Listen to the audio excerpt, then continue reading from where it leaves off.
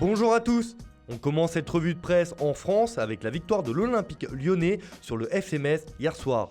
Une victoire 2-0 mais sans briller, titre le journal L'Équipe. Les buts de la rencontre ont été inscrits sur un penalty qui a énormément fait parler juste avant la mi-temps, transformé par Moussa Dembélé. Oussem Aouar a enfoncé le clou dans le temps additionnel et permet à son équipe de préparer sereinement le 8e de finale aller de la Ligue des Champions contre la Juventus mercredi prochain. Pour le Progrès, c'est un grand bol d'air frais avant le grand saut en Coupe d'Europe et la réception de la vieille dame au Groupama Stadium. Les Lyonnais se mettent en confiance avant d'accueillir un grand d'Europe. Côté messin, le républicain lorrain estime que le FC Metz a été inoffensif contre l'OL et pouvait difficilement espérer un résultat positif dans ces conditions. On traverse la Manche où les déclarations de Raheem Sterling hier dans le journal AS font grand bruit en Angleterre.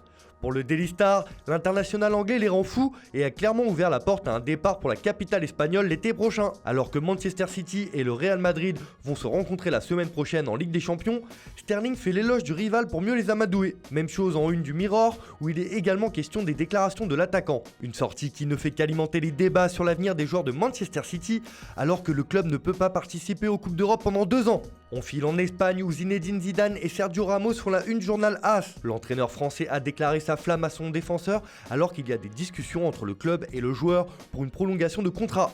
Zidane a déclaré « Je veux toujours avoir Ramos avec moi ». Sous-entendu, il faut qu'il soit prolongé le plus vite possible alors que son bail prend fin en juin 2021. Ensemble, le coach et son capitaine ont soulevé 3 Ligues des Champions et ont écrit les plus belles heures du club merengue ces dernières années. Toujours dans la péninsule, en Catalogne, c'est un véritable séisme qui est en train de vivre le FC Barcelone et notamment Josep Maria Bartomeu, titre l'Esportiu. En effet, le président du Barça est de plus en plus contesté et semble empêtré dans une sombre affaire après avoir commandé les services d'une entreprise de communication pour discréditer certains joueurs et des personnalités liées au club. Une histoire qui pose question en interne et le conseil d'administration se demande même s'il ne faudrait pas avancer les élections pour la présidence, indique Mundo Deportivo. Même chose du côté de Sport qui estime que le président du Barça pourrait être la première victime du Barça Gate. Les temps sont durs en Catalogne, alors que sportivement, l'équipe de Lionel Messi retrouve la Ligue des Champions la semaine prochaine contre le Napoli. Enfin, au Portugal, c'est Cristiano Ronaldo qui est à l'honneur. Cet après-midi contre la Spal, le quintuple Ballon d'Or va jouer son 1000e match en professionnel, nous apprend Abola.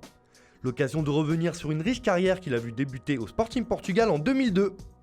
Même chose en Italie, où Tuttosport estime que la vieille dame a besoin de se faire bouger chez la Lanterne Rouge de Serie A et qu'un Ronaldo qui joue son 1000e match officiel ne sera pas trop pour se rassurer avant les 8e de finale de la Ligue des Champions.